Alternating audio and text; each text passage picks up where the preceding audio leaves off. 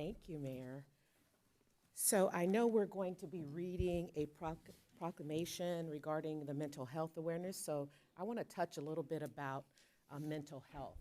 And so I was at an event this weekend, and sometimes we forget how we need to take care of ourselves and some things that we can do to take care of ourselves, but when people say it, you're like, God, yeah, that's it. And so I'm going to share just a little bit with you. And I know some of you have been on an airplane. For those who you have not, this is what they tell you when it's time for oxygen to come down, if it ever happens to you in a plane. They say, put the oxygen mask on yourself before you put it on someone else. Because if you try to put it on someone else, let's say a child, and then it gets bad, and then you don't have a chance to put it on yourself, then you're no help, okay? So that's kind of what I'm going to talk to you about tonight. And so self-care. And so before I get started, just remember when we talk about self-care, don't look at it as being selfish. Taking care of yourself is not selfish. And so we need to take care of ourselves so that we can take care of others. So place the oxygen mask on yourself first before helping small children or others who may be in need of assistance, okay? So I know at my age, I'm in my last year of the 50s, and so I'm taking care of my mother, but I can't take care of my mother if I can't take care of myself. So there are some things that we need to make sure that we're doing for ourselves to be healthy. Relaxation. Want to take care of your body by maybe running, walking, riding a bike, taking a nap. I'm retired, so I take a nap in the afternoons, so that's always good for me. Practice deep breathing is very helpful. For your mind, you could take a break from social media maybe. Sometimes I get in social media, and when I realize it's been an hour, hour and a half, 2 hours later, and I think of some things that I could have been doing more valuable, and then I feel bad, right?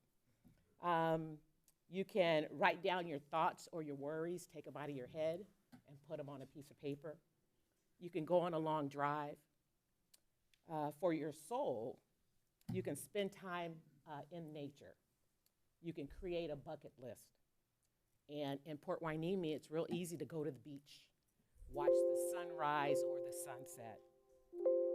But to effectively accomplish any of this self-care, you have to find those things that you enjoy. You'll only continue to do the things if you really enjoy what they are. So to close, self-care prompts us to slow down and turn inward to discover how we can show up for ourselves. It isn't selfish. Instead, it helps us fill our cup so that we can pour into others who have less in their cup than we do. So, thank you. Thank you so much. That was great. So we will now move on to public comments. We will hear public comments not pertaining to items on the agenda. Comments are limited to 3 minutes. This process will be the same for comments pertaining to each agenda item. Madam Clerk, do we have any public comments? Yes. First up is Becky Bruning.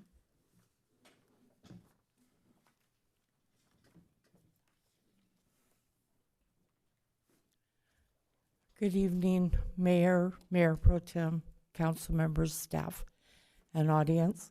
I'm here tonight representing Real Guppy Outdoors. Our fundraiser dinner will be May 19th. We have like 6 tickets left, so if you're interested, let me know tonight or they'll be gone. Thank you. Have a good night. Thank you. Martha Kellerhoff.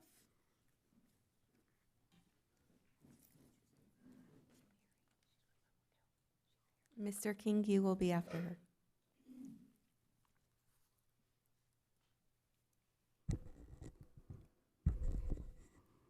Thank you all for letting me speak for a minute or so here. First, I want to tell y'all, thank you. During our flood, I'm from Carefree Living Association, Hueneme Bay. When we had our flood, the mayor was there, Laura was there, and everybody, the manager, everybody pitched in, and everything was very helpful.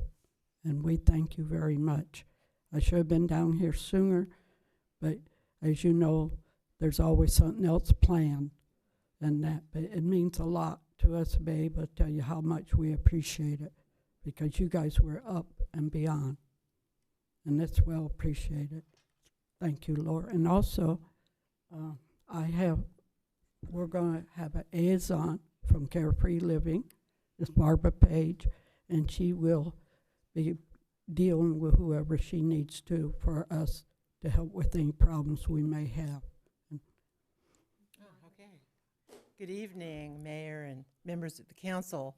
Again, my name is Barbara Page, and I've been appointed by our Board of Directors at Hueneme Bay to represent Hueneme Bay to the city, kind of as a communication person to take information back and forth. I did a little calculation, and as it turns out, in terms of the housing dwellings in the city, Hueneme Bay is about 9.3% of the housing. So we feel like, it's good to have a rep. So thank you, and I look forward to doing that position. Thanks a lot. Thank you. Mr. King?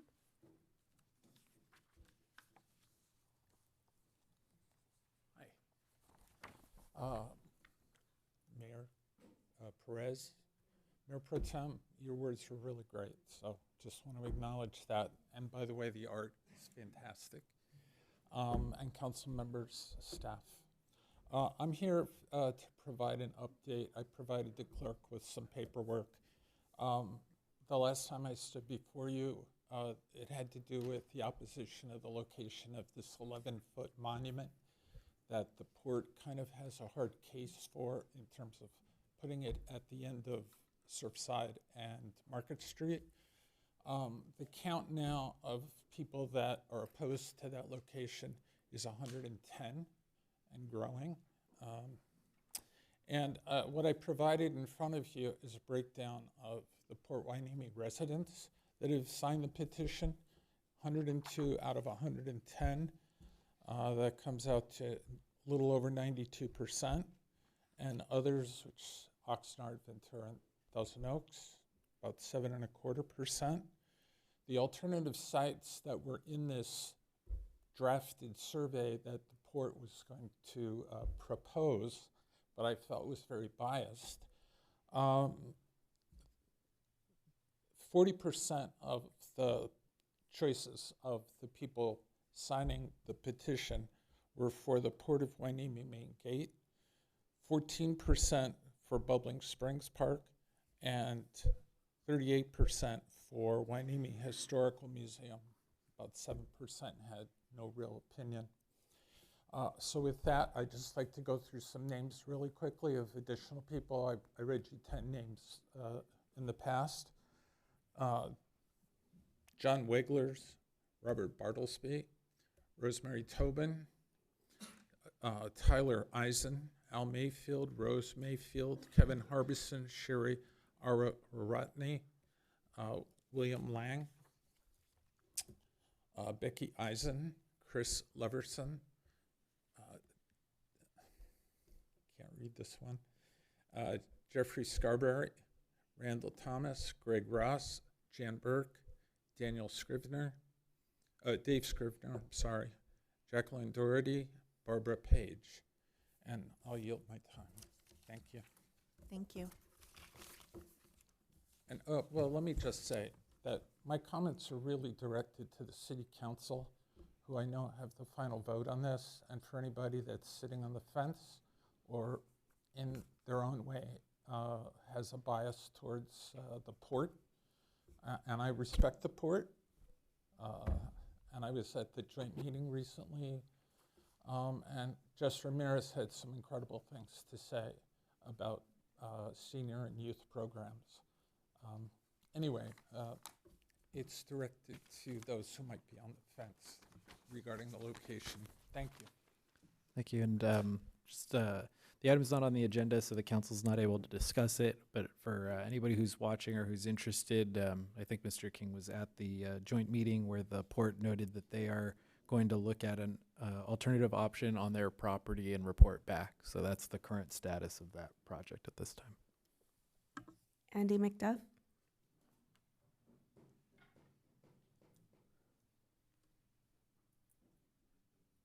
Hello there, council people. I've lived in Hueneme over 50 years on Myrna Drive, and It's a dead-end street with 23 houses. 85% of the people have been there over 10 years.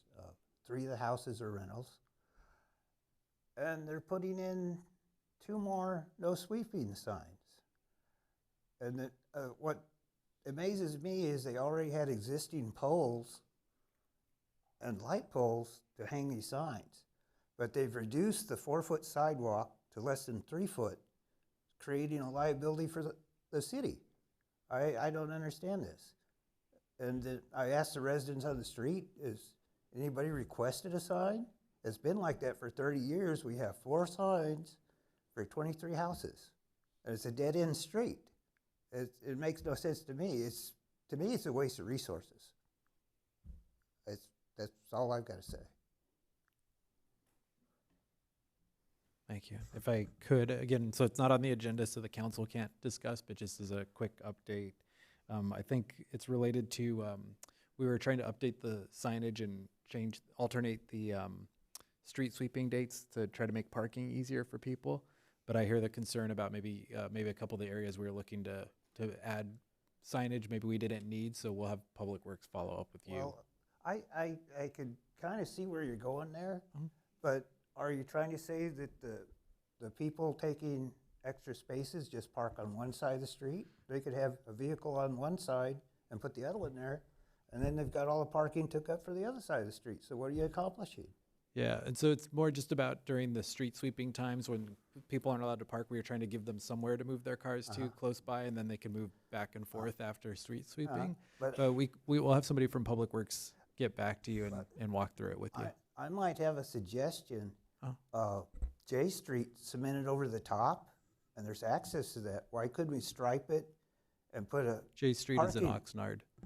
Well, you could have a joint venture. You could both make money off the parking there. Okay. And it could be optional for the people. See, that's what I don't understand on our street, because they all have driveways and they all have lawns.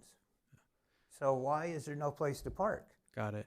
We'll have somebody from Public Works get back in touch with you, and then we can go from there. Okay, So- but the same thing, like I'm saying, they spend all that money putting wheelchair accessible corners in there at 4 foot. Yeah. And they put a sign in the street, signpost, giving less than 3 foot. And there's already existing poles, light poles, sign poles off the sidewalk to put these signs. So I'm not understanding why this was done. Yeah, we'll have somebody check that, so they'll get back to you. Okay, Thank you. Thank you. We have one last public comment that was sent via email. Hello, City Council and staff. My name is Jacob Marquez Pantoja. Like many people, I am excited about the progress of the Bubbling Springs renovation project. Although the design has been approved, the exact type of plants that will be planted have not been made public. Ones that will ultimately have the greatest effect on the space are trees. It is of grave importance that locally native species of trees be planted in the project rather than non-native species. Ones that are beautiful, easy to care for, drought tolerant, and are key to our ecosystems and wildlife. If you go to the park now and sit under a non-native eucalyptus tree, you will hear dead silence. But if you simply stand next to the native arroyo willow trees, there is a whole song from birds such as sparrows and hummingbirds. A plant palette using native plants for that section of the greater recreational corridor already exists in the city's park master plan. It would be easy and straightforward to simply use it. City council members, please ask and contact any staff that is working on the project that native trees be used rather than non-native ones. Secondly, I believe last year there was a report from the city homeless liaison on the city of homelessness within the city. I think it would be good if city council members propose for future city council meetings the topic of another presentation from our homeless liaison or staff on the current homeless population within the city. I also think city staff should do more to work and collaborate with the neighboring city of Oxnard to aid the homeless. That is all. Thank you. And that concludes public comment. Thank you. We'll now move on to agenda approval. May I have a motion and a second? So moved. Second? Thank you. Madam Clerk?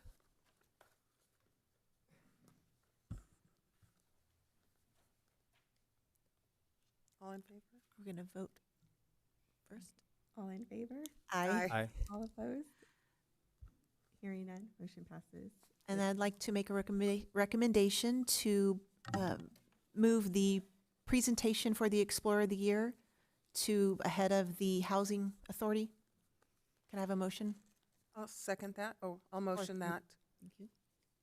We Do need I have a second? Second. All in favor? Aye. Motion passes. Thank you. So we now move to presentation of the Explorer of the Year, given by Chief Federico.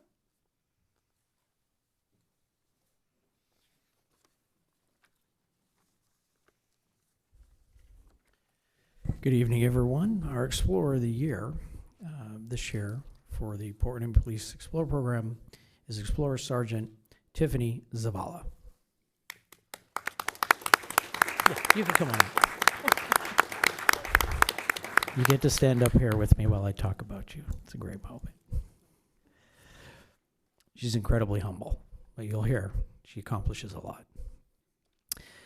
Tiffany was born and raised in the city of Oxnard. She graduated from Malibu High School and is currently attending Oxnard College. And in line with her dedication to public safety, Tiffany is employed as a crossing guard for the city of Oxnard. Tiffany plans on studying forensic science and applying what she learns to a career in law enforcement. Tiffany joined the Port Hueneme Police Explorer Program in 2018 and attended the Oxnard Port Hueneme Explorer Academy. Once graduating from the Explorer Academy, Tiffany took on a leadership role and was never hesitant on taking on new responsibilities. Tiffany is routinely recognized by her Explorer advisors and fellow Explorers for her exemplary performance of her duties, her communication skills, and her character. Because of this, she has achieved the rank of Explorer Sergeant. During Tiffany's tenure with Port Hueneme Police Explorers, she has volunteered over 1,000 hours to the program and the Port Hueneme community. She has also played a vital role in helping to organize various community events such as Cops for Tots, National Night Out, Thanksgiving dinner giveaways, autism awareness, and breast cancer awareness. One interesting fact about Tiffany is that during an Explorer training range day, Tiffany found out that she had a natural talent for shooting. Tiffany was able to score so high that she achieved the highest sharpshooting status of the Explorer post, making her a distinguished expert. With that training and talent, she brought home a first place in the Sniper Challenge, beating out 50 other Explorer posts at the Chandler, Arizona Explorer competition. Join me once again in recognizing Explorer Sergeant Tiffany Zavala for all her hard work and dedication to the Police Explorer Program and the Port Hueneme community.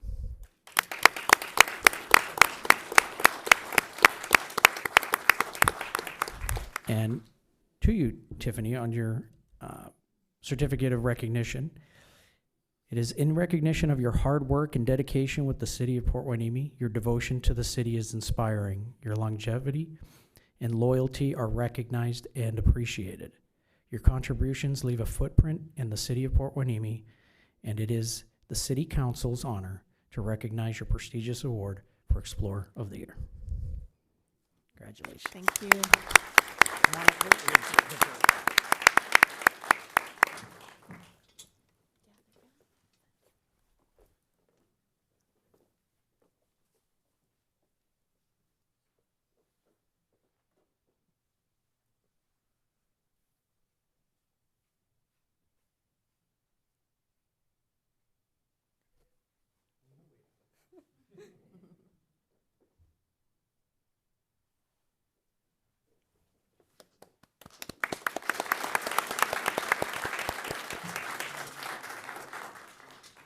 What was that?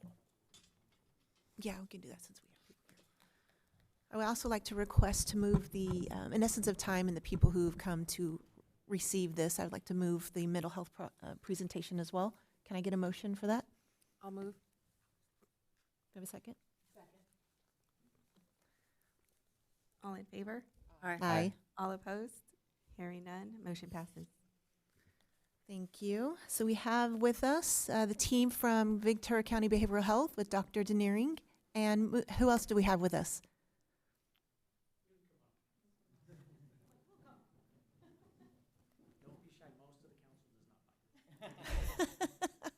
We're all crazy.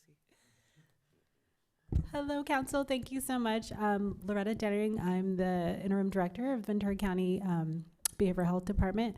I have with me some staff, our Access and Outreach Chief, Sarah Sanchez, our Clinic Administrator of our Crisis Services, Ruby Avila, and our Youth and Family Division Chief, Cheryl Fox. So we are honored to be here tonight, and thank you very much for this recognition. Well, we thank you for being here. You're an important partner for mental health in this community, and we appreciate your service. So I will read the proclamation that we'll present to you tonight. Mental Health Awareness Month, May 2024. Whereas there is a proven connection between good mental health and overall personal health. And whereas, according to the World Health Organization, over 450 million people suffer from a mental illness. And whereas suicide is the 10th leading cause of death in the United States and the second leading cause of death among people ages 10 to 24, and 90% of people who die by suicide have an underlying mental illness. And whereas only 1 out of 2 people with serious form of mental illness seeks treatment for his or her mental illness. And whereas good mental health is critical to the well-being of our families, communities, schools, and businesses. And whereas public education and civic activities can encourage mental health and improve the lives of individuals and families affected by mental illness. And whereas people with mental illness recover if given the necessary services and support in their communities. And whereas every citizen and community can make a difference in helping in the silence and stigma that for too long surrounded the mental illness and discouraged people from getting help. And whereas the City of Port Hueneme Police Department, and agencies throughout Ventura County will strive for community awareness and education by taking part in various events throughout the month of May, including placing green ribbons on their agency vehicles and throughout the city, in an expression of commitment to connect with our community, to create awareness, and support those dealing with mental health issues. Now, therefore, be it proclaimed that the City Council of the City of Port Hueneme hereby recognizes and proclaims the month of May 2024 as Mental Health Awareness Month. We call upon an increase in public understanding of the importance of mental health and to promote identification and treatment of mental illness.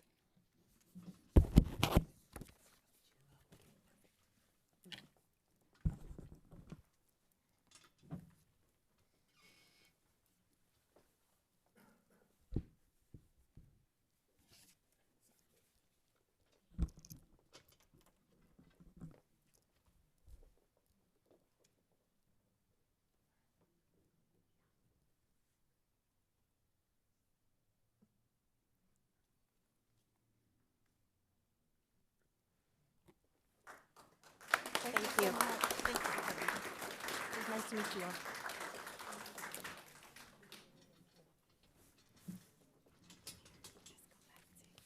Okay.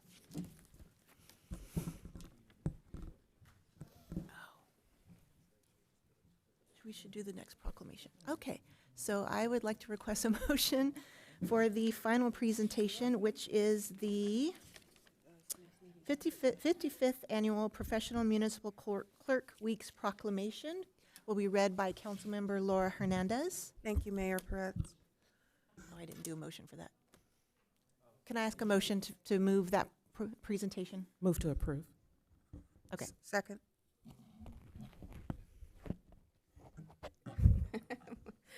All in favor? Aye. All opposed? Motion passes. Okay, thank you.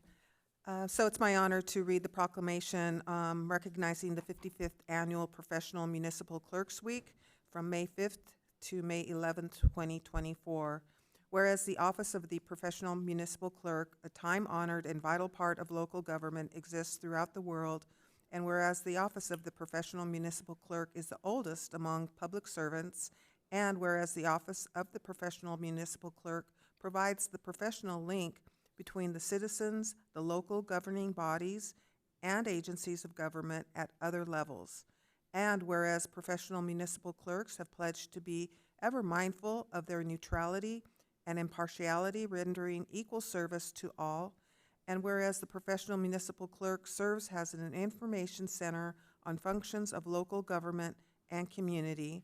And whereas the professional municipal clerks continually strive to improve the administration of the affairs of the Office of the Professional Municipal Clerk through participation in education programs, seminars, workshops, and the annual meetings of their state, provincial, county, and international professional organizations.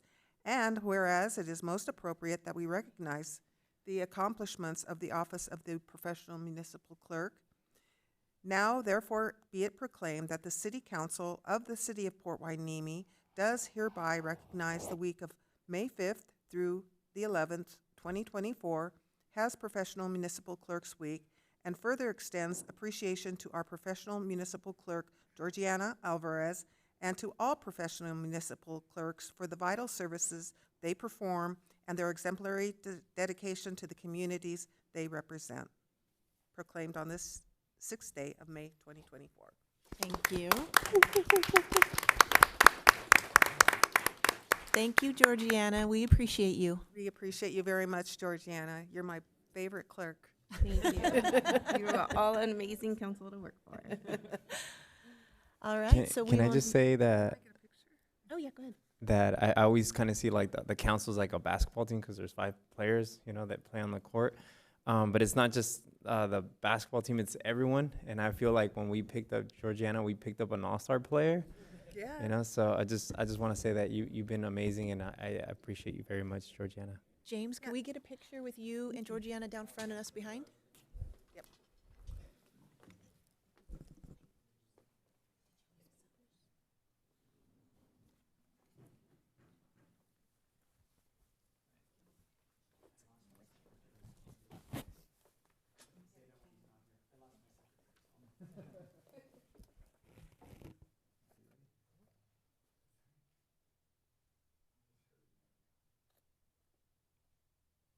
Thank you. Thank you.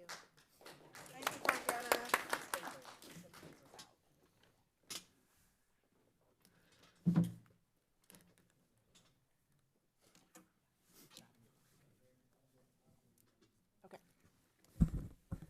So we will now recess to the City Council meeting and call to order the Port Hueneme Housing Authority regular meeting. Madam Clerk, will you please take roll call? Member Brown? Present. Oh, Member Martinez? Present. Member Hernandez? Here. Vice Chair McQueen-Lejeune? Here. And Chair Perez? Here. Please let the record reflect that Member Blackwell and Member Gama are absent. Thank you. So we will now hear public comments not pertaining to items on the agenda, on the Housing Authority agenda. Madam Clerk, do we have any public comments? No public comments for the Housing Authority. Thank you.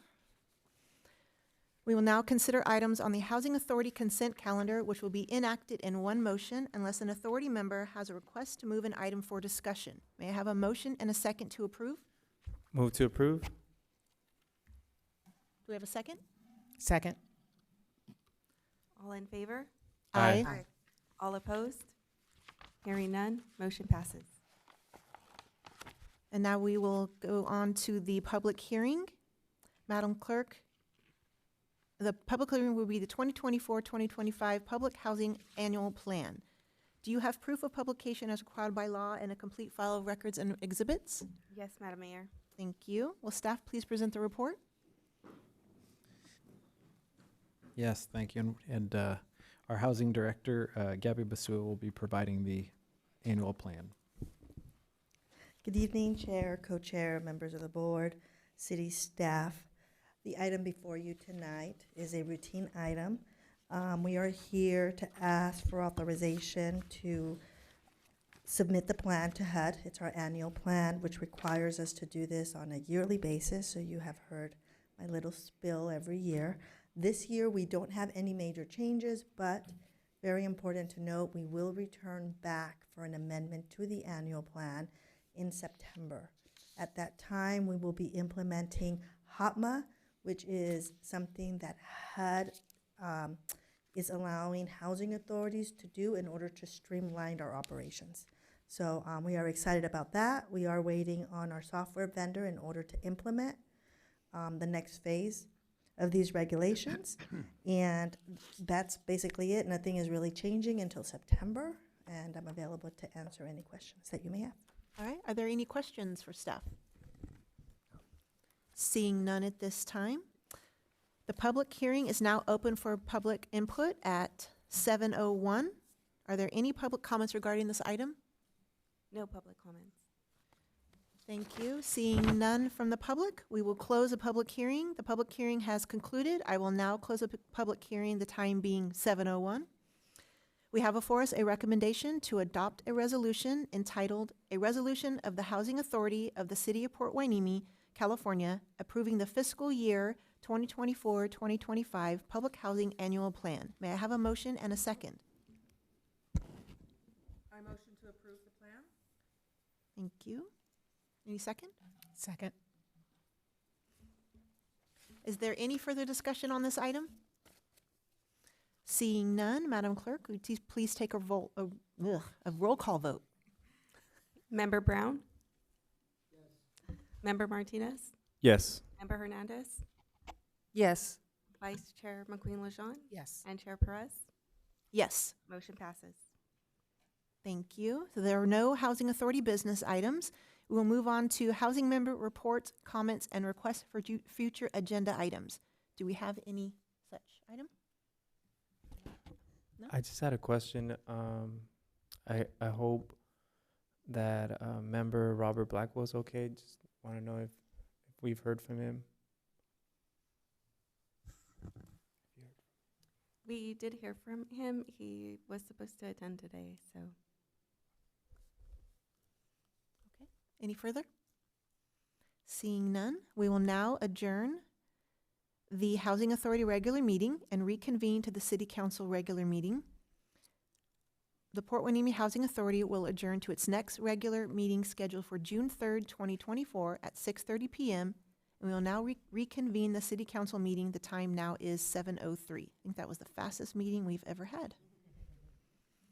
All right, since we already moved to presentations, actually, we need to go back and do a conflict of interest and, is it Levine Act disclosure? Is that pronouncing? Okay. Yes. Do any members of council have any conflicts of interest to disclose for any item on the agenda? Seeing none, thank you. We'll move on to the consent calendar. The consent calendar, we will now consider items on the consent calendar, which will be enacted in one motion, unless a council member has a request to remove an item for discussion. May I have a motion and a second? And Mayor, if I could, then I don't usually interrupt here, but on this one, we'd like, staff would actually like to pull an item, the item 10, the authorization to issue a request for bid for Hueneme Beach concrete walkway replacement. Okay. The reason being is the current schedule we realized has the work occurring at the beach during the kind of peak summer schedule. So we are going to reconfigure our schedule, bring it back at the next meeting with a schedule to try to lessen the impact on the community. So we'd like to just pull it for now. Okay, then I will ask for a motion to consider items 7, 8, 9, 11, 12, 13. Motion to approve the consent calendar minus item number 10. You have a second? Second. All in favor? Aye. Aye. All opposed? Hearing none, motion passes. Thank you. We have no public hearings. Moving on to business item. The first business item is the adoption of a resolution of the City Council of the City of Port Hueneme, California, establishing an outdoor flagpole display policy, which includes the pride flag for the month of June. Will staff please present the report? Yes, thank you. And just a quick introduction. Last year, in June of 2023, the City Council designated June 2023 as Pride Month through a proclamation that was issued. And at that time, the council expressed the intent to have the pride flag displayed annually in perpetuity in June to honor Pride Month. Later at that meeting, the council asked as a future item if staff would return with some sort of policy pertaining to the display of flags on outdoor flagpoles owned by the city, and to prepare that policy to implement the a flag policy, but also to include the pride flag being flown in perpetuity for the month of June. And so fast forward now, and now we're getting ready for June of this year. Somehow time flies, but we have prepared a policy, a flag policy, that is intended to implement that direction. The policy also it creates a policy for the city so that the city council, upon request by the council, can consider flags that can be flown at our main flagpole location here in front of City Hall. The council has the ability to determine what flags to fly by exercising essentially the city council and the city's freedom of speech. And this policy allows the council to do that in what we believe is an appropriate way by creating the policy to set that. And so we've prepared a policy. Did you want to say anything? Okay. We've prepared the policy. The city attorney and I are here if there's any questions. But if the council were to approve the policy as it's drafted, not only would we have a process for requests to be considered, but at this time it would implement and approve the pride flag being flown for the month of June on our flagpole here at City Hall. So we're both available if any questions. Thank you. Does council have any questions for staff? I have one question.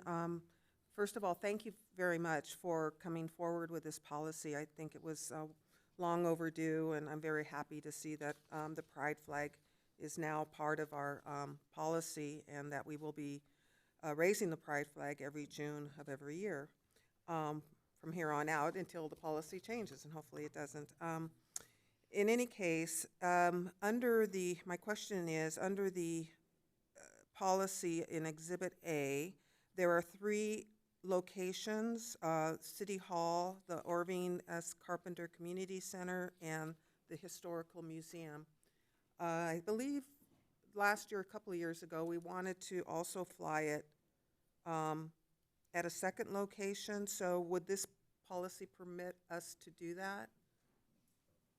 Council has the ability to specify that as part of adopting this policy. The way the policy is drafted, we drafted it to only include to only start with the flagpole at City Hall. But if the council wanted to include a second flagpole, that could be stated and included in the policy. Okay, because it kind of implies in here, unless, does it say specifically the pride flag to be flown only at City Hall? I believe so. Let me.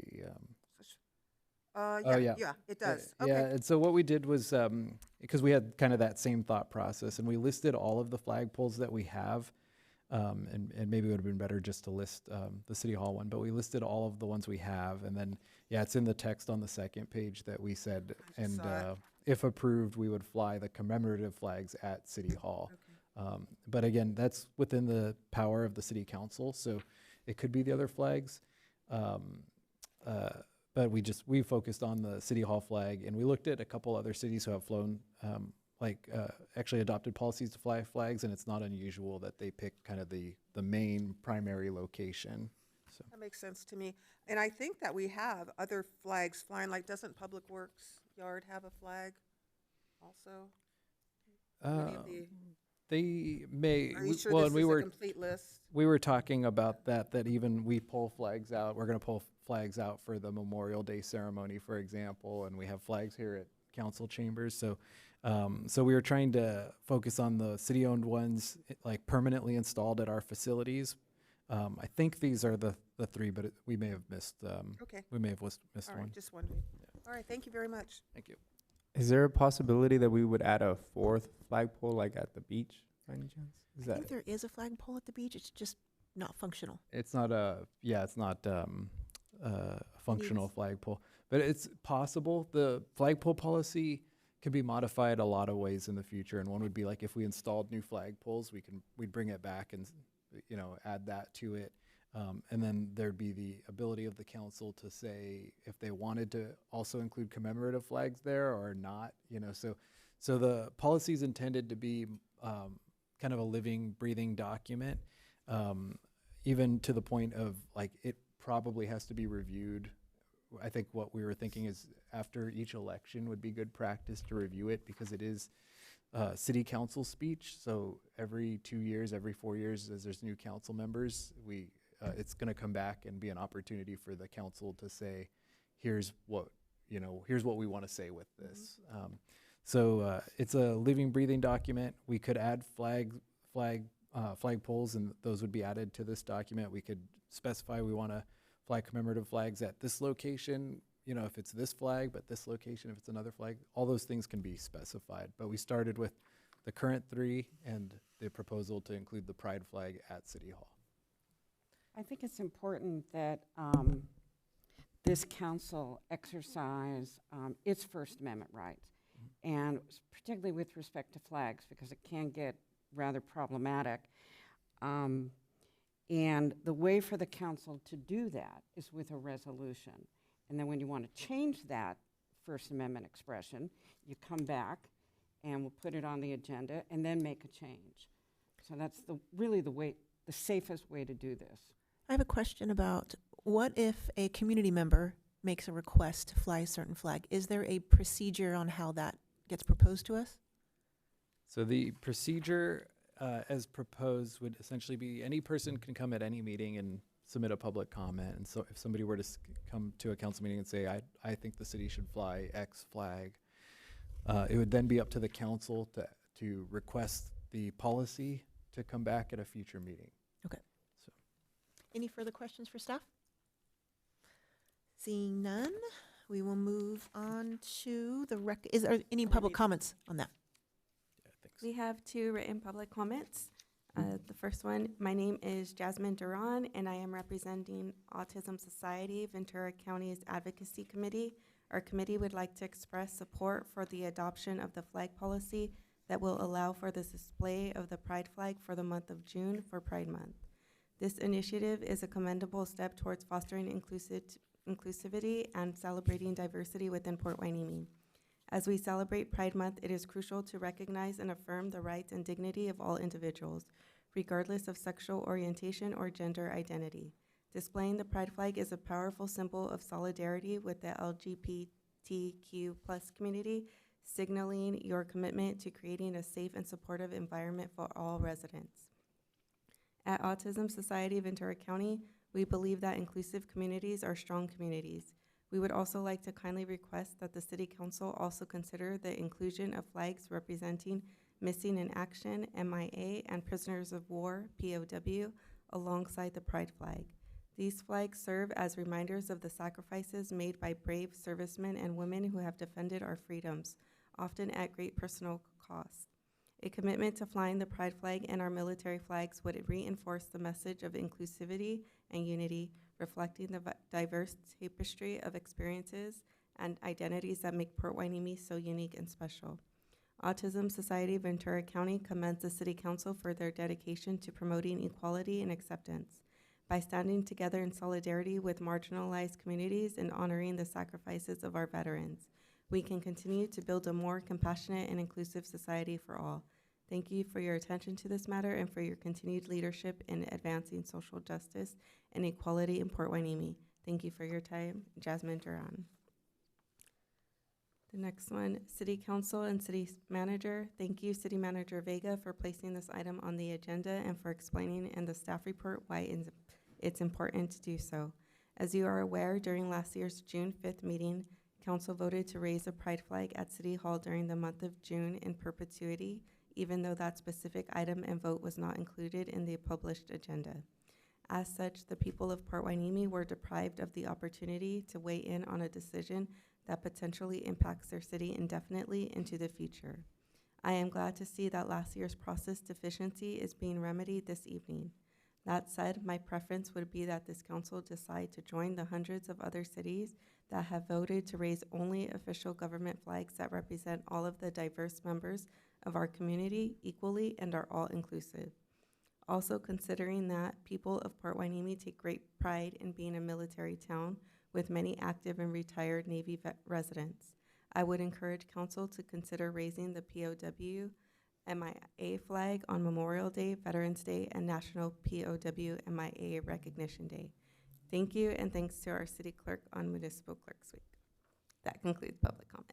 Thank you. So if we wanted to make a recommendation to make an adjustment, can we do that right now? Yes, you could choose to identify additional flags under the policy.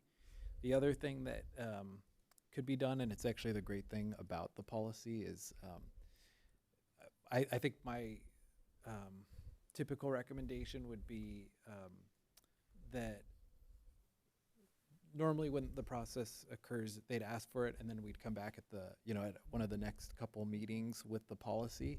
And that actually gives us the time to sort of research it and understand, like, for example, with the POW MIA, I wouldn't know off the top of my head exactly what dates we are supposed to fly that flag. And so the normal process would be, bring the policy back, and then we'd have that opportunity to do it.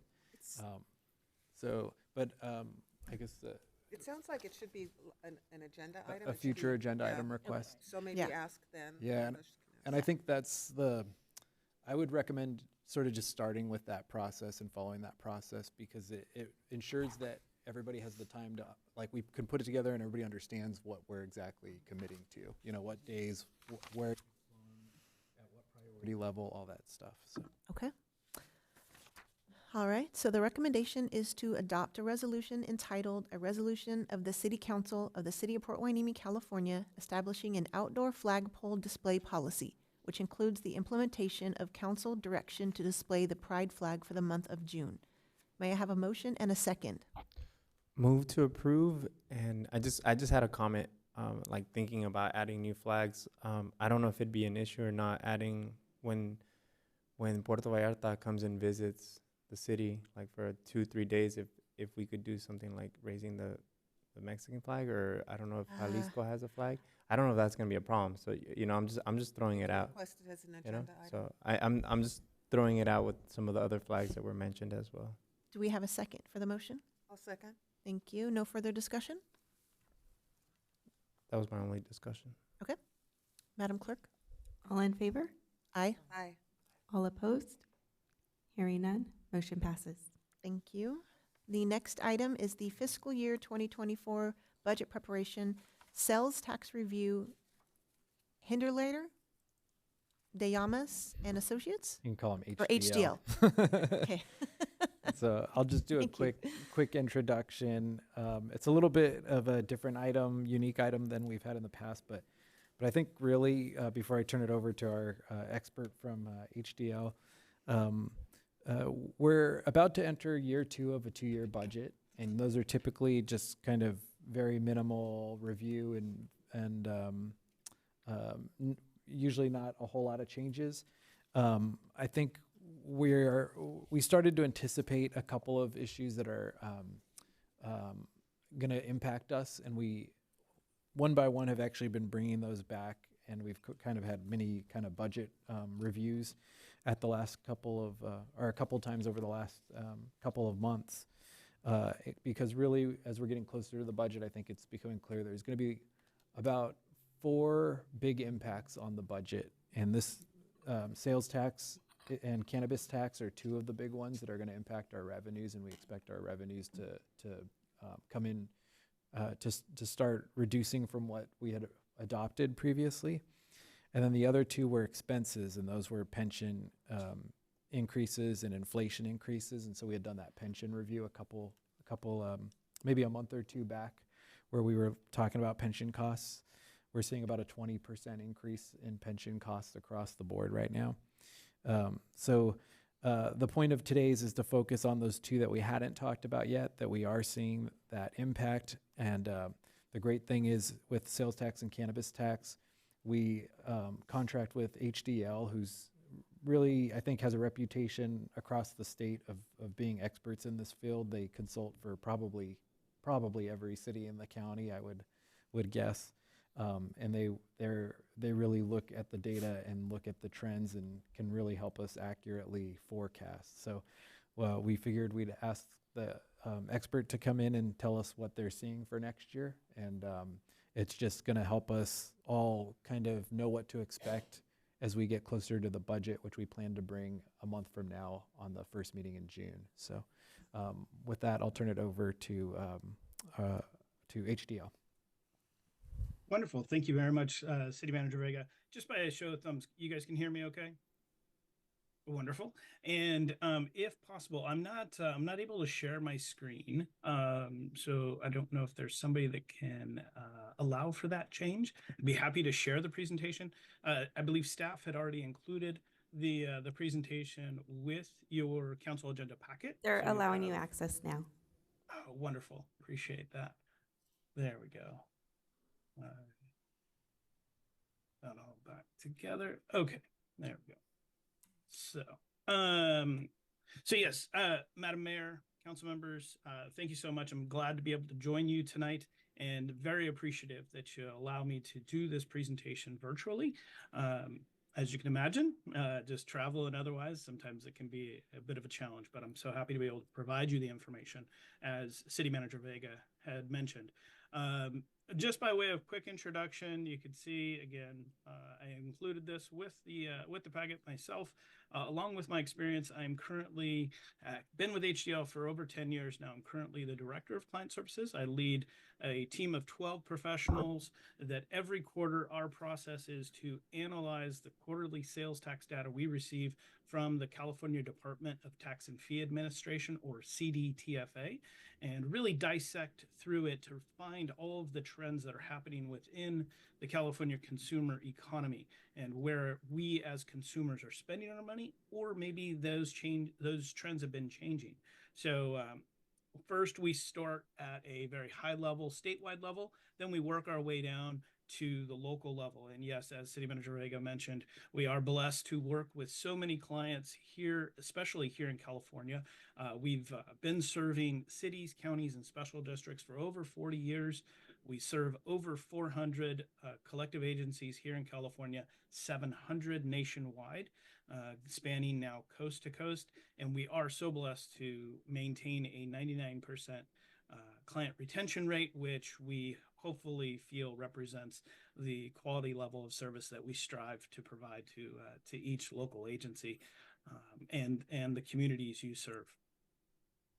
So as we talk about sales tax, just to start framing the conversation a little bit, on the screen you see here a total sales tax rate locally with Import Hueneme of 8.75%. And just how that breaks down, you can see the top line up here, about 4% goes into the state's general fund. Locally, we've got our 1%, what we call the Bradley Burns, or the normal 1% that every incorporated agency within the entire state receives as a part of the base sales tax rate. Now, on top of that base sales tax rate, we have our two locally approved measures, Measure U and Measure W. Measure W is the half-cent measure you see here, enacted back in 2008. Then the full 1 cent you see here is representative of Measure U, which, as we probably all know a little bit more, was enacted in November of 2018. Revenue flow began in April of 2019. Below that, you'll see some county agencies or county pieces of the base sales tax rate. Prop 172, half-cent rate, county realignment, mental health, welfare, public safety, represents about 1.5% of the rate. And then specifically designated here, 1/4 cent for countywide transportation projects. And that's how we get to the 8.75. So all of the, most of the trends and the data that we're going to be looking at really do highlight, or I'll be showing you, kind of represent the 1% Bradley Burns and also our collective 1.5 cent local measures. So hopefully that keeps us on the right track. So as I made mention, each quarter when we get data, we first look at it as a statewide basis. So I'm going to take a couple of minutes to talk through what we see has been going on statewide, because some of those trends are going to come down to the local level, even if we don't always feel like all of them represent in some form or fashion. Because of our locally adopted measures, they actually do. So up top here are the most recent quarterly results. If we go to the far left here, you can see coming as we started to come out of the pandemic, as a harsh reminder for all of us, the pandemic really set in. We had business closures back in the second quarter of 2020, the April, May, June time period. Continue to drop all the way down to the end of that calendar year, the start of the next calendar year there, first quarter 21. Then we began our rise back up to a little bit more to where we are and have been recently. So you can see, most notably on pretty much every type of trend report, you'll see the fourth quarter be kind of an ultimate peak. And that has to do with the normal holiday shopping period of October, November, and December.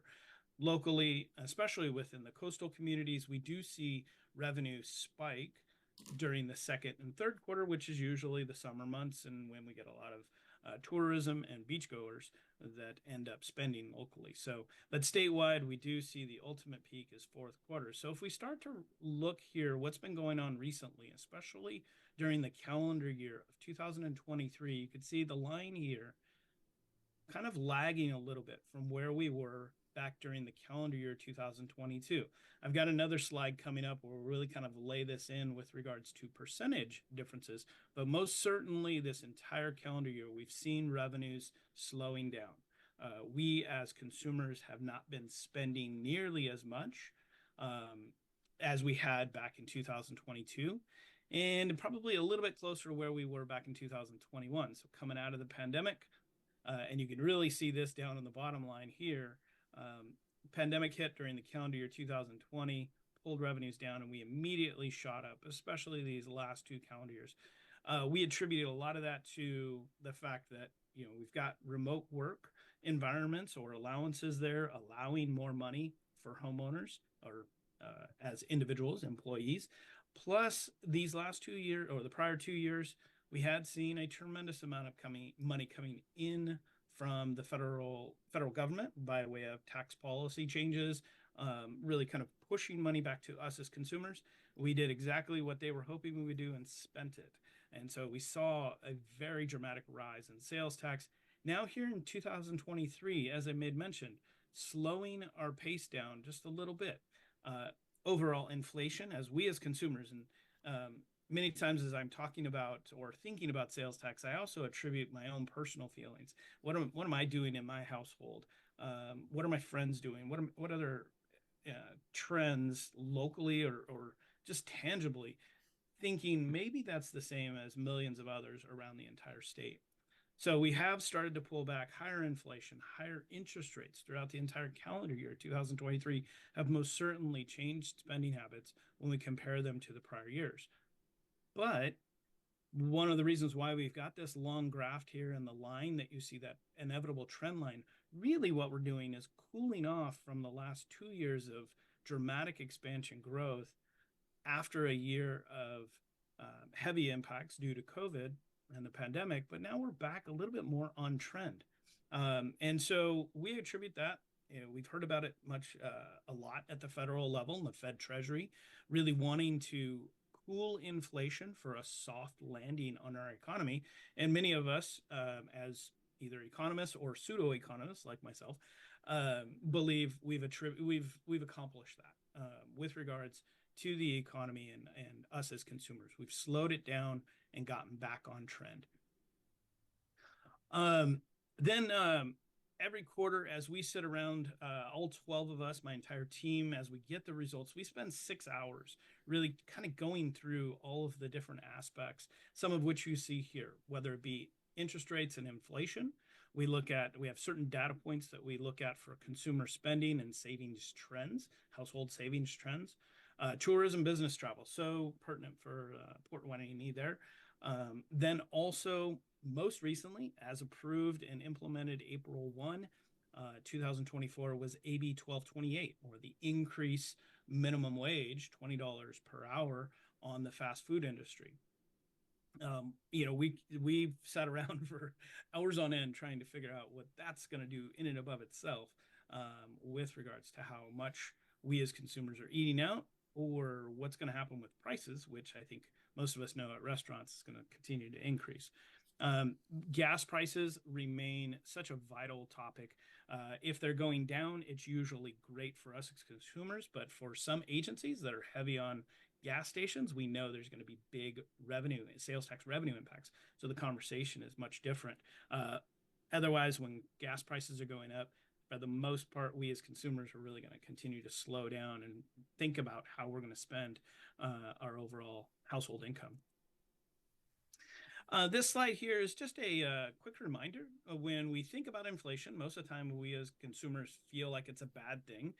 If we put our city hat on, that actually changes a little bit when it comes to sales tax.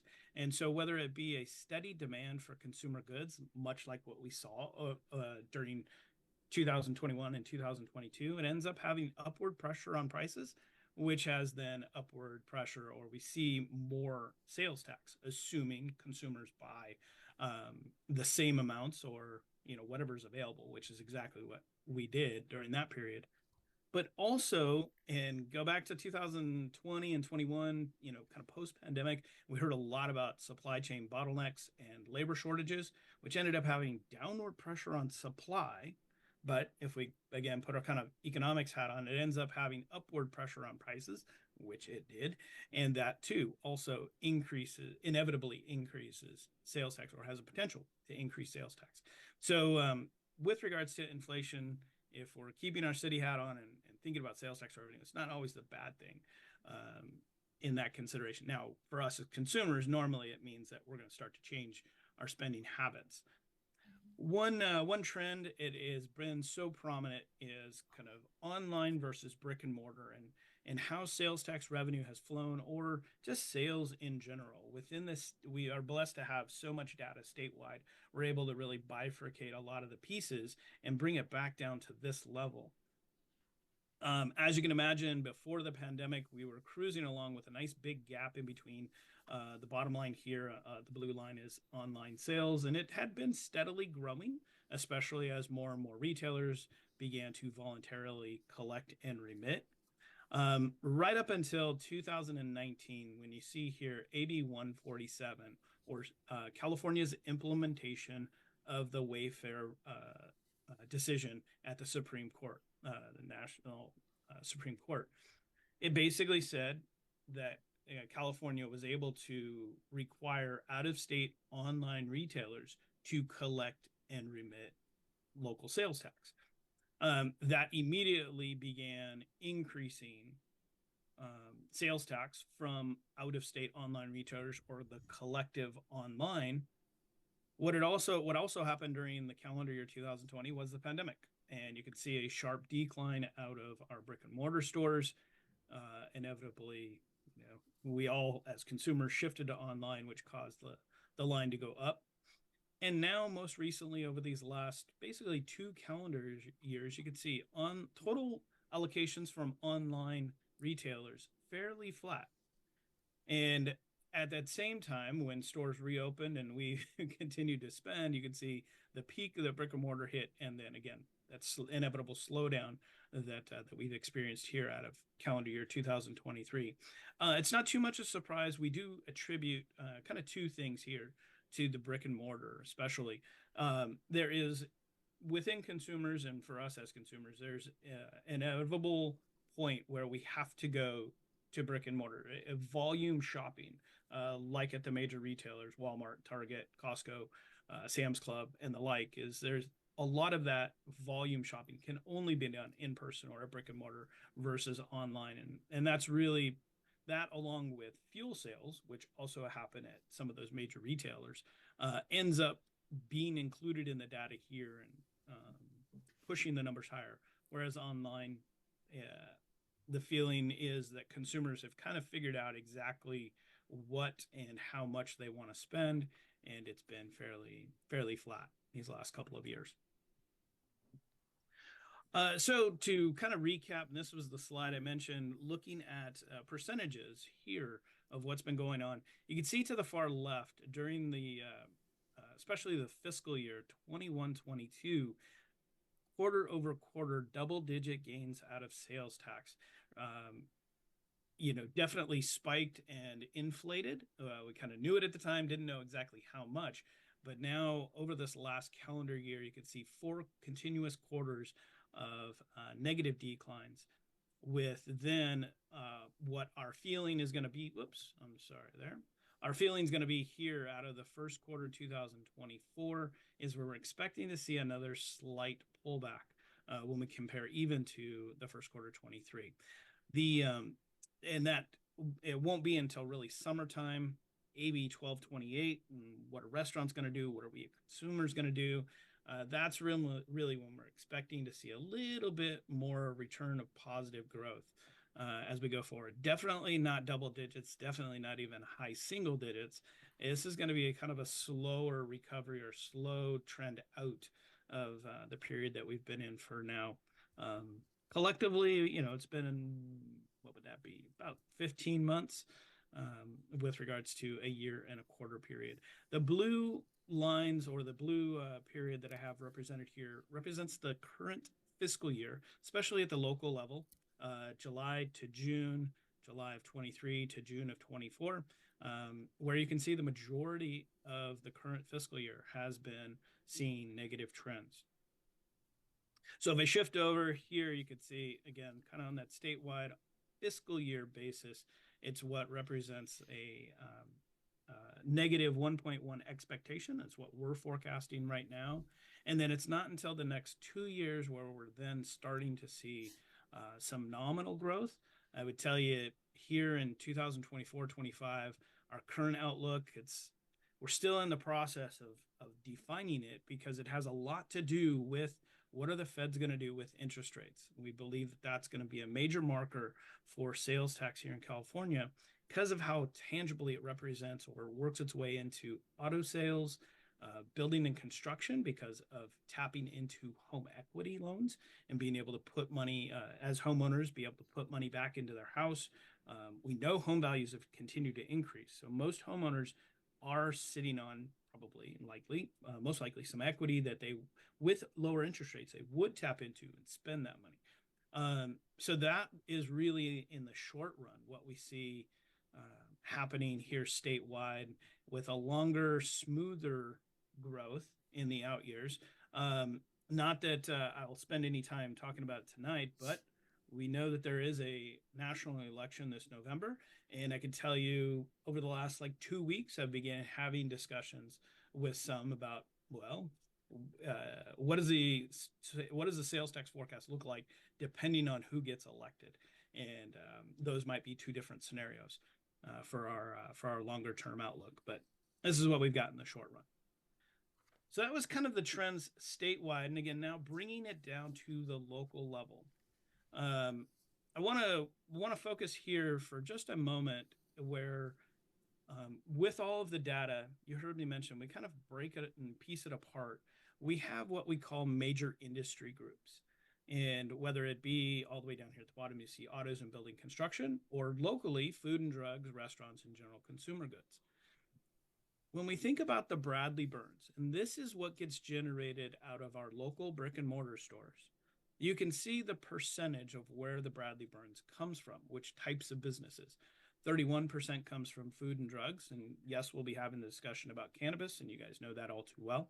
But also 24% comes from local restaurants, with others down below. The great catch-all on the Bradley Burns side is the countywide use tax pool, which we generate 17% of our Bradley Burns income from. When we then shift over to the local add-on measures, measure U and W, you can see there is no county pool. That the mechanism for allocating changes when we're talking about the local measures. It all depends on where the goods are shipped. So for us, for Port Hueneme consumers, when they're buying goods online and having them shipped to their house, then those goods may not end up coming via the pool. They will come directly under our category of general consumer goods. We do still collect from the local measures from food and drugs, cannabis, grocery stores, drugstores, and restaurants, but the percentages change because of that dynamic where the pool comes out and gets distributed otherwise. But then also we look down below here for autos. On the Bradley Burns side, we know that we don't have auto dealerships. Many of those are up in Oxnard and Ventura. But for the local measures, because of the way that the rules are regarding local add-on taxes, is when a Port Hueneme resident buys a vehicle from anywhere, including Oxnard, Ventura, Thousand Oaks, Measure U and Measure W will be applicable, and they will be remitting that, collecting the local dealerships will be collecting and remitting it. So we see a much bigger percentage here of Measure U and W come from auto dealerships. So if you reflect back when I was mentioning, when we were talking about the statewide trends, on the Bradley Burns side, not all of them are applicable, but they are when we're thinking about Measure U and W. And my team and my staff, we are very cognizant of the differences there, especially when providing forecasts and how dramatic the change could be, especially for a smaller community like Port Hueneme. Then for perspective, you can see statewide and how sales tax is broken down throughout the state. Very small percentage comes from food and drugs, whereas locally we're more dependent on it. As you can imagine, general consumer goods, autos, business and industry, which is kind of a catch-all, it's a very diverse category, and restaurants tend to be the biggest generators for us throughout the state. So that was just kind of a, keeping us focused locally and how we're made up and why we focus on the local trends and changes. A lot of lines on the graph. Let me go ahead and or on the screen. Let me go ahead and break it down just a little bit. On the left here is a quarterly breakdown of some of the major industry groups when we're talking about Bradley Burns. And as you can see, the top line here for food and drugs, a very big piece of that ends up being our cannabis retailers. And probably as no surprise, and I think City Manager Vega had mentioned, we have seen a decline here on the cannabis revenues when it comes to sales tax. Again, changing the forecast overall. Some steady trends, and I'll talk a little bit more about cannabis on the next slide. But the blue line that you see here is the steady flow from restaurants and hotels. And you really then see it kind of peak out again during those summer months, 2Q and 3Q, when we do see restaurant growth. Most notably, we had a nice summer, and here into the fourth quarter, starting to see a tick down. It's something we're keeping our eye on. It normally happens from third quarter to fourth quarter, but really kind of watching and in anticipation within the restaurant industry is the implementation of AB 1228 and the increase in minimum wage. The other kind of maybe more as you're looking really closely at some of these lines kind of stands out is this lavender line, light purple, where you see kind of some spikes in it. And occasionally, because of the proximity to the port and naval base and others within the area, we do see some one-time activity that ends up helping us when it comes to sales tax. And really kind of when we're thinking about the fiscal year forecast, it really ends up kind of benefiting when maybe some other industries are cooling off a little bit. We definitely had a nice big spike during the fourth quarter 2022, which helped us during fiscal year 22-23. But as far as forecasting purposes, we don't normally build that in. So for 23, 24, and going forward, we're not anticipating one time, even though we recognize that it does occasionally happen.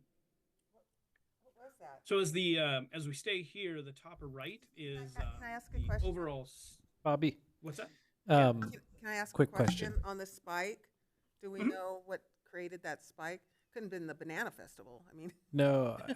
I believe it was it's large pieces of equipment, right? I think when we looked into one, it was literally probably like $1 million crane, or probably more than $1 million actually, but multi-million-dollar crane, and either the military or the port will buy that, and then the sales tax gets attributed because it was local to Port Hueneme. So. okay.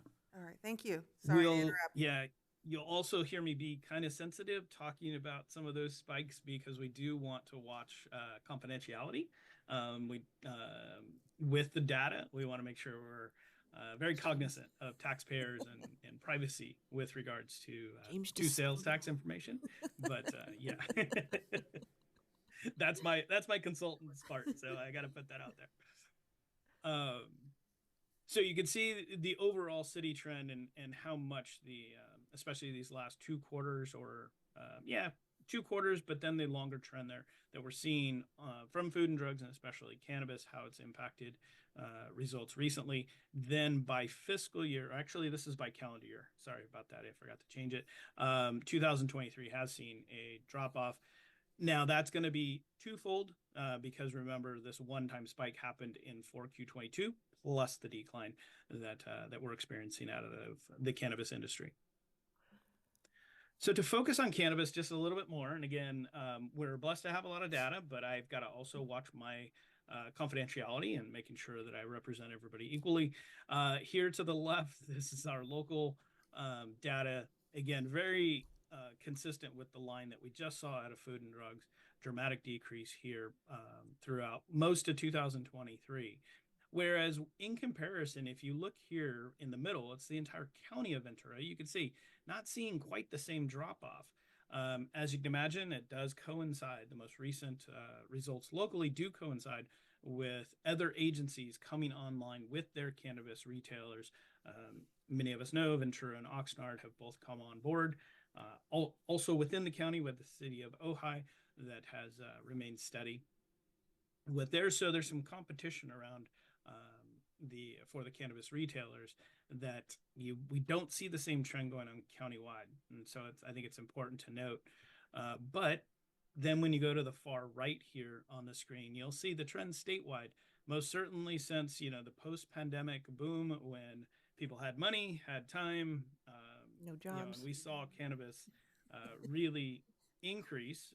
That trend has been steadily decreasing, whether it be the accumulation of the total tax rate, which many times is what we hear out of the industry, or just simply desire to consume cannabis. You can see that trend falling a little bit more in line with what we see locally. I have a question regarding, since we're on the cannabis trend, how does the recent change in classification at federal level for marijuana, now they don't have to pay the 70% tax anymore, how is that going to impact us? Yeah, great question. I think there's two points to that, right? How's it gonna impact the industry, or what the industry will see, and then what's gonna happen locally.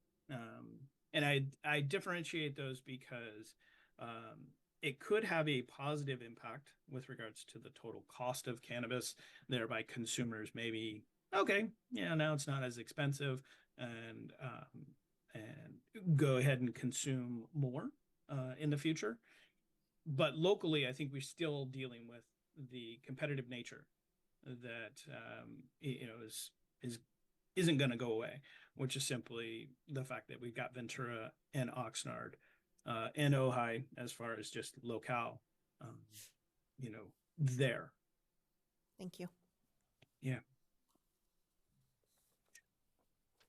So that was kind of the top of it. I'm going to kind of get through the rest of these and then definitely have it open for more questions, and I can go back through slides if needed.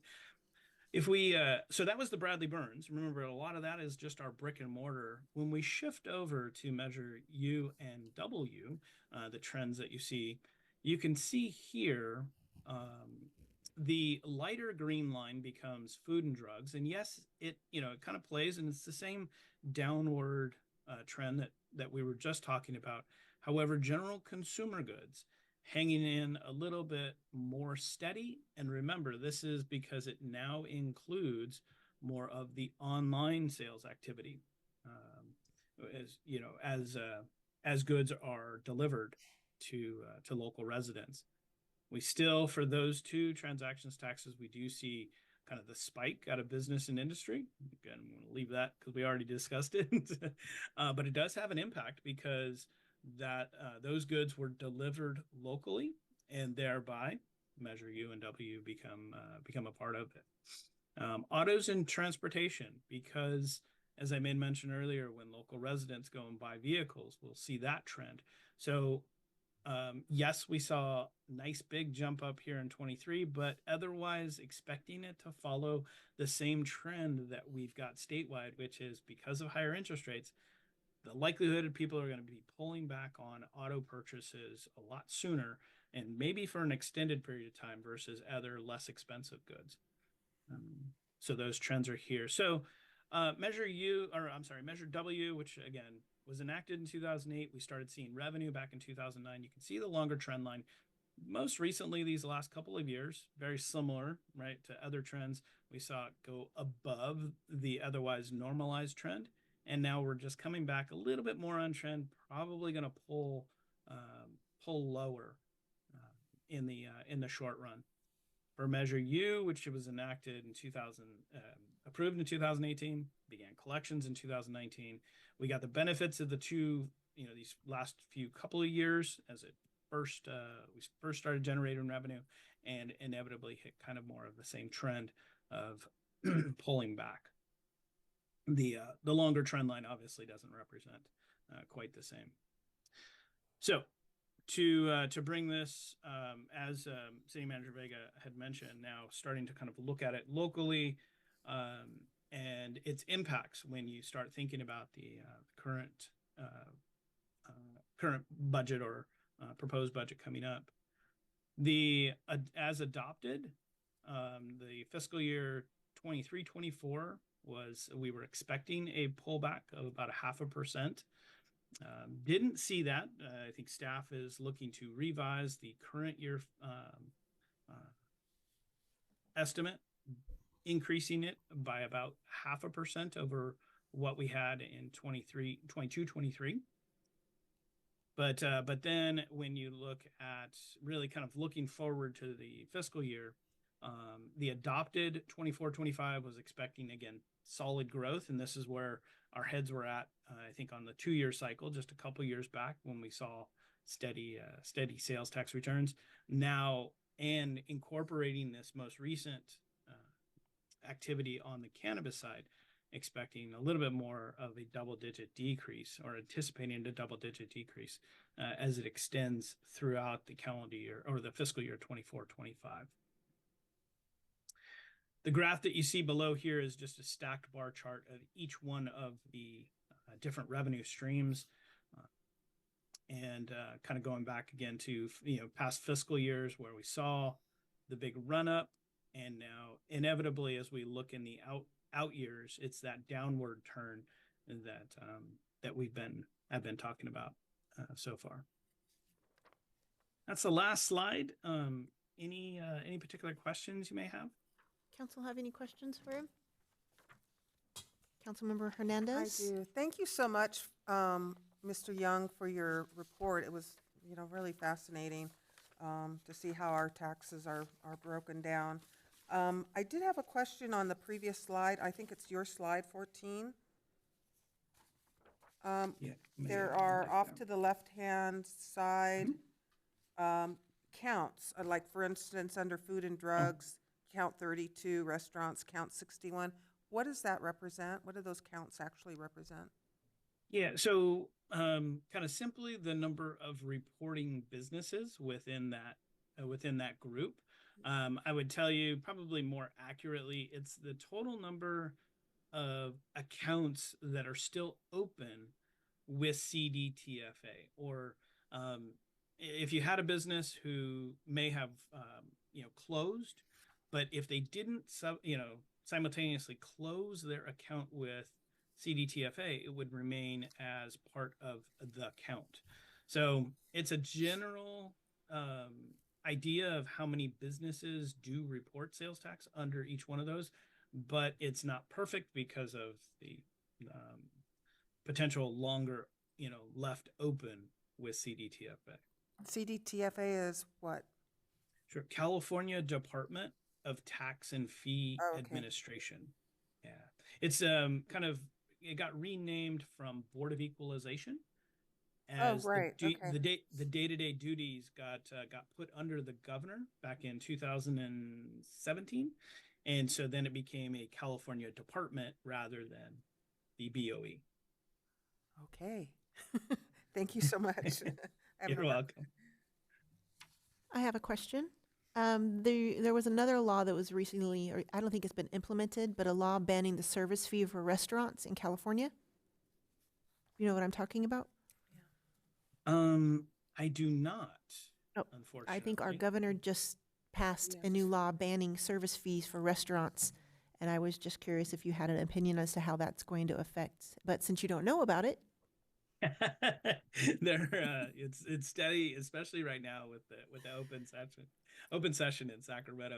So many different proposals and what's actually getting signed and passing through. With AB 1228, and as we know, I think just my initial impressions would be helping consumers on that side is probably a really good thing. It's also, being a consumer myself, I could say I don't always look at the bill so long as it looks reasonable to know if a service fee has been included. A service fee would not be taxable, so it should not otherwise impact sales tax from a negative perspective. But I can see it being a little bit more of a positive if folks don't have to worry as much that they're going to be kind of hit with tips and service fees and add-on charges at the end of the bill. okay, thank you. Does council have any further questions? Seeing none? Oh, okay, go ahead. Councilmember Hernandez. Yes, thank you.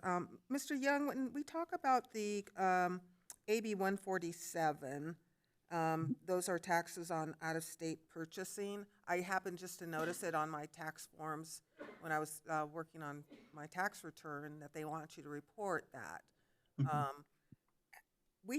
This hasn't been in effect long enough, right, to realize what the impact is going to be on brick and mortar versus online purchasing. Are we still waiting to see how that pans out? No, we have a pretty good idea now. So as you see on the screen here, going back, AB 147 was approved in 2018, enacted in 2019, and we really started to see the dramatic rise from all forms of online retailers. I don't believe that it's very similar to the idea of taxes when it comes to purchasing a vehicle. Most of us as consumers, it's kind of the last thing to think about, or if we think about it at all, right? Most of us as consumers are really focused on the price of the goods, not so much what the tax rate is. So even if we go back, into the before periods back in, let's say 2010 and moving through to like 2015, 16, brick and mortar retailers used to say, oh, we can't compete with online because they don't collect taxes, which, yeah, but I think what we were actually seeing at that time was the competition on price as well for us as consumers. Getting a better price online and maybe free shipping, definitely, okay, well, I'll do that rather than just drive to a local brick and mortar. So I think there was a bit of a buildup there. Now, with AB 147, it most certainly at least leveled the playing field. There was not that comparison to be had. And as you can see, there's still a good gap in between what we're seeing sales tax revenue from strictly online versus brick and mortar. I can tell you, I met with many clients before the pandemic hit and said, look, these two lines will never cross. There will always be this gap that brick and mortar has over online. And lo and behold, the pandemic and these two lines got really close. And I was like, oh my goodness, we've since re-separated and created. I think these last 2 years of flattening also tell us that, or show us with the data that consumers, there's only so much. Volume, there's only so much dollar-wise that will be purchased online versus the in-person brick and mortar. So I think we've seen quite a bit, and we're not expecting too much. The other big piece, and some of you may have kind of heard about it, especially there locally, within the city of Oxnard, Amazon opened up a big facility, which because of AB 147 and the rules around how sales tax from online purchases should be allocated, The new rule was wherever the goods are located, that's where the sales tax dollars go. So, City of Oxnard is definitely benefiting from having the Amazon Fulfillment Center there locally because of the laws under AB 147, or the rules under AB 147. Given that we've seen so many years, speaking to the council member's question specifically, is so many years since 2019, we've really now have seen it all kind of play out within the data. And we've been watching the trends, most certainly, but we've really now understand and seen the initial shift from maybe out of state is where merchandise was located to nope, it's in state, it's local, it's the last mile, it's the same day, same maybe next hour delivery that a lot of online retailers are trying to provide. I think we've seen the majority of it shift over now. Okay, well, We thank won't you. be I didn't expecting realize too it many had been adopted, AB 147 had been adopted years ago, but now that I recall, I remember now when it happened. So thank you very much. Yes, Yes, thank absolutely. you. And that was very informative, and then pretty much what I took away from it was, had we not had COVID, we're pretty much at where would have been, but it just seems so, where we should be, but it seems so shocking because of what was going on with COVID, so it seems so. Yeah, it's pretty fascinating for us as well when we think about where is it? It's back here.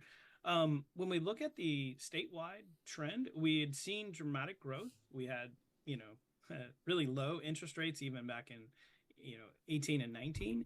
And really what the pandemic caused for our economy was a mild recession. It was basically that 2% slowdown. Where then when we look at the current fiscal year, this 1.1% decrease, it's obviously not as bad, but we've seen the similar, almost similar impacts to where it's just kind of a slowing of the economy. So yeah, for us as individuals, what the pandemic meant, and then, a little bit different for our economy. Okay, thank you. Are there any public comments regarding this item? No public comments. Thank you. And no further questions or comments from council? All right. So this is to receive and file items, so we'll move on to the next item, I guess. So no action. I think action. the intent was Thank just you very much. yeah, with the budget coming up, and like I said, normally it would be a very minor review on the 2-year budget. This year it's going to be a little bit more of a review because we're going to have to look at some expenses to offset some of the reductions we're expecting. Okay. So we'll bring that back in June. All right, thank you for your time. Thank you so much, Council. The next item is the review of City of Fort Hueneme legislative platform. Will staff please present the report? Thank you. And this is going to be presented by Charles Peretz, our Deputy City Manager, who recently worked with the Citizen Advisory Commission to go through and recommend some updates to the legislative platform. So he'll be walking us through that. Good evening, Mayor, Mayor Pro Tem, City Council, City staff, members of the public. So item 16, as the City Manager indicated, pertains to review and potential update to the city's legislative platform. The platform was adopted initially in February of 2023. The document allows the city to promptly take action in support or opposition to proposed legislation, as the document itself establishes the city's position on various issues. Periodic review of the document is prudent to ensure that it accurately reflects the city's stance on different topic areas. As part of its purview, the Citizen Advisory Commission is tasked with reviewing and advising the council regarding the content of the city's legislative platform. The CAC reviewed the platform at its April 4th meeting and offered 4 separate recommended changes. The proposed amendments, which are summarized in the staff report and noted in the red line version of the attachment, include the following. Deleting language from section 1(2)(b). This section pertains to reforming workers' compensation process, and the CAC recommends that the phrase, quote, creating a disincentive for those that do not return to available modified duty in alternate positions, be deleted. The second change involves adding language to section 3(1)(f), which pertains to the enhancement of local control over various public nuisances. The recommendation here is to add words, but not limited to. So it's clear that the nuisances noted are examples and not an exhaustive list. The third change is recommending changes to section 3.2c, which pertains to local government's ability to administer anti-opiate medications such as Narcan. The commission recommends that the word community be replaced with situation, and that language regarding the use of current medical research be added. Lastly, the commission recommends adding language to section 10.1a to, in addition to arts and historic preservation, emphasize the important role that cultural resources have in enhancing the community's quality of life. Thank you, Charles. I think you may have missed one. Under item 2, local government finance, 1G and H. Yeah, so those were the 4 recommended changes from the Citizen Advisory Commission. Staff is recommending an additional change, which is language that advocates legislation that would require public comment and input for all proposed utility rate changes, which I think is the change that you're referring to, Mayor. Yes. So those are the changes that have been included in the red line version of the document and are recommended for your review. Also, as noted in the report, there are a handful of topics and subject matter areas that the council has discussed over the course of the last month, which the group may wish to consider additional amendments. Those include advocacy for environmental protection of the beach and action against beach erosion, the enhancement of pedestrian and vehicular safety, and lastly, prioritizing and emphasizing the importance of funding for public art. That concludes the staff presentation and available for questions that the council may have. Thank you. Does council have any questions for staff right now? I No? do. Okay. Okay, thank you, Mr. Peretz, for your report. I went through I watched the meeting and appreciated the discussion by the Citizens Advisory Commission, and thank you for your work here. I do have some questions about, if I could just start with Section 2, Local Government Finance. Number 1A, support full reimbursement to the city for all federal, state, and county mandated programs. I'm wondering if there's language that could be entered in here having to do with disaster response costs. Does that, I mean, it's not really a mandated program. If it is, we get grant money from the state and the feds, but I'm just thinking, because in light of, you know, what happened to our community in December, that we would want to be supportive of opportunities for disaster reimbursement. And I don't know if you can include that language anywhere, or if it's already included. Maybe the city manager's got an idea. Yeah, I was sort of debating whether it's included, but it's not really a federal. I was thinking FEMA and federal, but it's not really a mandated program. So Right. that could be something we add in there. Perhaps even just support full cost reimbursement to city for all federal, state, and county mandated programs, and Including for natural for costs associated with emergency response, for example. disaster response. Disaster response, yeah. That would be good. And yeah, I think that'd be good. This emergency situation, the council authorized the emergency powers, which gave us some flexibility to advocate, but it's good, especially now that emergency power is over and we still find ourselves trying to fight for funding for our community. So. Right. Okay. And then under public protection, again, I don't see anything that mentions legislative support for emergency preparedness and response. And going through our strategic plan, I noticed that emergency preparedness is actually one of our strategic initiatives. So I think it needs to be in here somewhere that we would support legislation that advances emergency preparedness and response capabilities. I think that it would help us, as Charles said, one of the goals with this document is trying to basically think ahead over the next year or two of what we may need to respond to very quickly that we can get pre-approved, and I think that those are very good things to be prepared for. Okay. And then on the one relating to support legislation that provides local government the power to determine, based on medical research, whether anti-opiate medication should be deployed in a given situation. I'm a little concerned about the language of current medical research, because it's such, that term opens up so much room for interpretation on what's current medical research. And I think if we're looking at a situation like with COVID, or even with the anti-opiate medication, those powers or those guidelines are going to come down from either the feds, the state, or the county.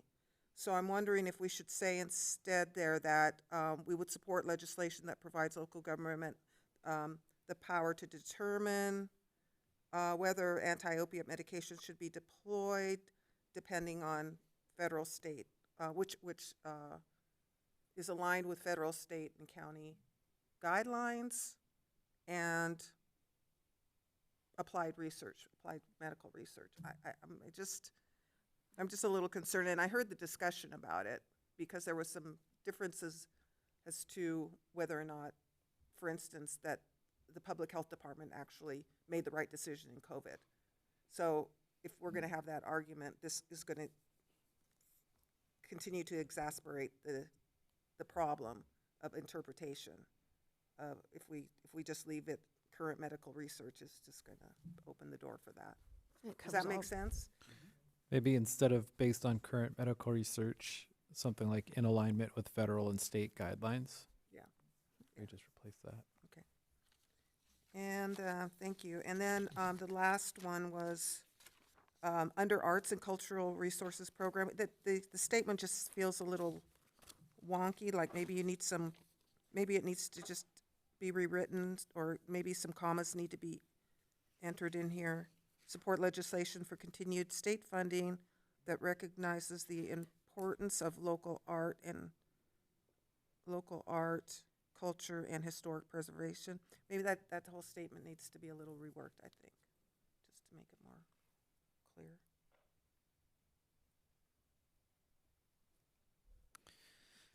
I think it can be as simple as support legislation for continued state funding that recognizes the importance of local arts, cultural preservation, and historic preservation in enhancing a community's quality of life. Yeah. Move the word Good job. roll. Yeah, remove roll. And that's all I had. Thank you.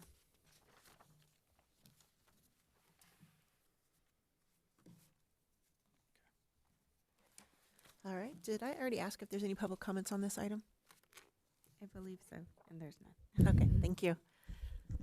Any further comments or discussion from council? All right, so the recommendation is to review the city's legislative platform, consider amendments, and adopt a revised document that will provide guidance and allow staff to advocate for city programs and priorities in the coming year. May I have a motion and a second? Move to approve. Second. Thank you. And is that move to approve with the changes we With the- discussed? with- Great. Perfect. Thank you. Okay. And you second that? Okay. Madam Clerk? All in favor? Aye.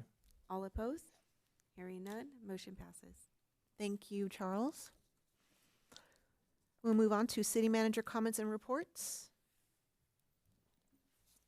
A couple of quick ones. I think the main item is actually the preview of the next council meeting. We have a few items that we're preparing for the next council meeting. We're bringing back the cannabis ordinance with the changes that we had discussed at council a few months back. We're bringing back the ordinance to actually implement those changes. And we're bringing as well an update to our accessory dwelling unit ordinance, which is a hot topic right now. And we're starting to see more and more people coming in and asking about accessory dwelling units or ADUs and being able to add those units in.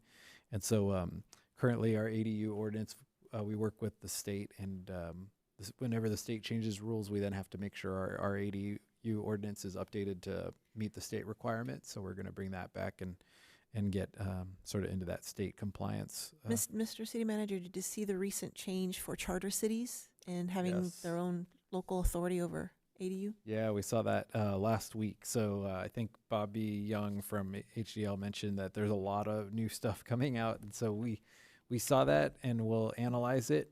In the meantime, we've been sort of in process with HCD, the State Housing and Community Development Department, to we were trying to get into compliance with what their requirements are, and now I guess we'll have the extra question of if we have any flexibility, since we are a charter city, to maybe modify those requirements. So we'll bring that back next meeting too. But that is just we're just seeing so many more people come in every month to ask about ADUs. It's a hot topic right now. And then we're also planning to do a presentation.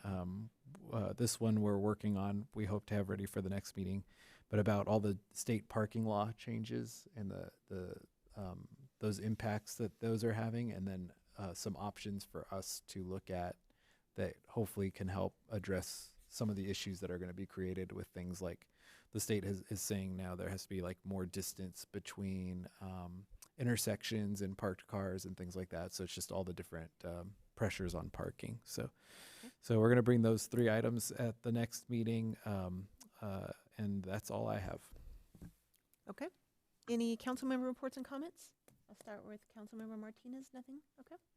Councilmember Hernandez? Okay, I've attended all my meetings except I was not able to attend the regional assembly hosted by SCAG in Palm Desert. My mom went into the hospital and I had to cancel, and it looks like I might have to cancel this JPIA training as well because my mom's now requiring a higher level of care. I just wanted to really thank a bunch of people who've shown up for several events that we've had over the last couple of weeks. The grocery outlet event was great, and I'm glad that so many members of the City Council were able to be there, and staff was there. And I want to thank Tracy Sisson Phillips with the Chamber of Commerce for helping with the ribbon cutting. I thought it was a great event, and we got to just really, I just want to put my arm around that store and make sure that we take good care of it, because the graffiti, we need to do something about those graffiti problems that they're having, but hopefully with cameras that will alleviate the problem there. I also want to thank Mayor Perez and her husband Rick and Lamont Hayes for the support and participation in the Pedro Valdez Memorial. It went very well. It was really touching event, and I appreciate everybody's support in that. And you did a great job with your words to the families. Thank you. Appreciate that. And I want to also thank the Friends of Port Hueneme Library for participating in our annual fundraiser of the Ventura County Library Foundation. This is not a city-sponsored committee, but I do serve on that board. We had our annual event, Rising from the Ashes. It's our annual fundraiser, and we usually walk away with $20,000 to $30,000 in money that we raise for local library, Ventura County libraries, and the Friends of the Library, Friends of Port Hueneme Library help volunteer on registration. So I wanted to thank the members who came out for that. And Earth Day, I just want to thank the city manager and public works staff for allowing us to help plant a couple of trees out on Ventura Road. It was really nice gathering. Members of the community came out for it, and it was just nice doing something, with staff. And it was just a real feel-good event. And so thank you for setting that up. I did attend, I'm a member of the League of United Latin American Citizens, and the statewide conference was held here locally at the Mandalay Beach Hotel.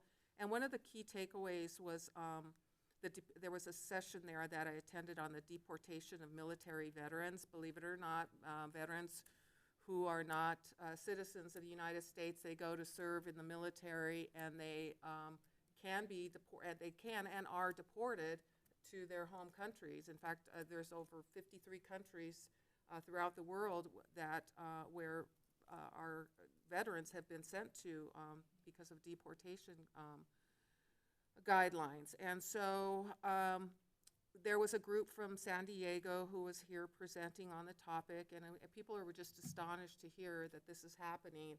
And it caused me to go and talk to our Tom Fiala here from VFW 3935 and ask him to come and hear the presentation and meet the people from San Diego so that he can take it back to the VFW and help raise awareness around this issue. So I just want to share it with this council, that has a means of building awareness that continues to be a problem for military veterans and their families, because they lose out not only on, they get deported to a home they don't know, that they didn't grow up in, and then their families also don't get the benefits. So thank you, Tom, for that. And then also on April 27th, I sat on a panel with Eric Nosarenko on murdered and missing Indigenous women. Believe it or not, it's still happening. I know it's not really a city issue, but again, it's the idea is that it really speaks to domestic violence and education and access to services for tribal nations and for women of color. And that's kind of what I walked away with, and I just wanted to also bring that to City Council as a way of building awareness around this issue, which is quite prevalent, and not only in tribal nations outside the state, but we have the most tribal nations in California, and it's still happening here in our state. I'm looking forward to the annual SAND Summit that's going to be held May 9th. And I don't know if the rest of the council has been, if the Zoom link has been shared, but it's open to agencies, I believe, right? Is it? I'll confirm that. I think he sent Beacon, the Beacon director sent the link to our two council member representatives on Beacon and myself. He didn't say if it's open, so I'll confirm that and then send it out. Okay, all right. And then the mural project, we are looking at a meeting on Wednesday, May 22nd, to review the submittals from the 3 selected artists, and we're going to go through the review of the submittals, and then we'll have a discussion following that meeting with the arts team. So we're moving along really well. Yeah, the committee's really doing a good job, and we've got a good group of people. So that's all I have. Thank you. Mayor Pro Tem? Thank you, Mayor. Just a couple of things. GCTD is participating in the upcoming Free Fair Days, and so May 17th, Bike to Work Day, bike riders can ride the bus for free. And then again on June 17th is Dump the Pump, and so that's riders ride free on that day. The staff has been participating in collaborative meetings and outreach to communicate to riders and residents throughout the county of the upcoming adjustment rate changes that are supposed to begin in July. So these are the first adjustments since 2011. So they're working really hard to get the word out. They have begun to decrease some of the routes. They have begun to start them later and finish earlier because the lack of the necessary bus drivers. So that said, they are hiring. So if you're interested, go to gctd.org/careers. And finally, for GCTD, just as a reminder, we want to always think about transportation as an integral part of our planning. So that's for GCTD. The museum, preparation for the museum reopening continues. The committee met this past Friday and will meet again next Friday. Discussion have been focused around the creation of artifacts, the professional history poster boards, and other items that will be in the first display. Additionally, we talked a little about next steps of the ad hoc committee. And we are meeting bi-weekly, and I'll continue to report out as the information comes up. And then finally, I was able to participate on behalf of our mayor, the Take 5 and Read to Kids kickoff breakfast at Cal State Channel Islands a couple weeks ago. And then last week, I attended the Port's 11th annual World Trade Week event. And so that's all I have. All right, Thank thank you. Yes, I just want to thank you for attending that. I was not able to, but I appreciate you going and getting that for me. I did do the Take 5 read on Friday at Sunkiss Elementary School, which I love doing that. They're such great kids, and they have such great questions, and they're so enthusiastic and wanting to know who we are and what we do. And the topic turns to, what is the mayor? And then every time I bring my husband, and he's a police officer, and they're like, oh, he's old news. What do you do? Who are you? It's like, so I love doing that. This is Mental Health Awareness Month, so I'll be attending several different wellness fairs throughout the county just to try to raise awareness for mental illness as part of the Lions Mental Health Committee. One is tomorrow, actually. There's a social at Port. I'm not sure what that's called. Port. It's over by Ventura Harbor. It's a community over by Port Harbor, I think it's called. On Thursday is the Boys and Girls Club Breakfast, which is a free event, and Jackie Joyner-Kersey is the special speaker that we have that day. I'll be attending the Navy League lunch to present the CB of the Year certificate. I attended all of my committee meetings, nothing to tell on any of those. On Friday, I'm part of an organization called All Children Thrive Equity Advisory Group, and it's a partnership between the state of California and behavioral health and UCLA Health to try to find ways of combating childhood trauma. And so that meeting is on Friday, and I'm hoping to bring back some much helpful information for our own community, because I know that Hueneme and South Oxnard is a hot spot for childhood trauma. So trying to bring back some information on how we can combat that and help families that are struggling. Yes. The Ride for Blue, yes, on Saturday. Does anyone have any numbers as to how many riders came in on that? I don't have a number yet, no. Okay, well, it's in the 5th annual? Fifth annual. It comes through every city in the county and came on Saturday to Hueneme, and there's a lot of pictures and videos all over social media about that. It's such a beautiful event to see all those riders come in and all the different first responders, and then having our city be able to be a host city so they can stop and take a break and get water and do what they need to do. And I think Oxnard gave a 2-hour lunch, which is, let me see if I have anything else. I don't think I have anything else coming up this month. And that is it for me. I had one more thing, just real quick. I just want to say thank you to Hueneme Elementary, who provided the art in this room. It's fabulous. I hope we can continue to do that, because the walls are made for art here in this room. It really changes how it looks. It just really does. It just brings a warmth and color to a rather bland environment, otherwise bland environment. So thank you for agreeing to do that. I love it. The next thing is to ask for any future agenda items. I'll start with Councilmember Martinez. No future agenda items? Okay.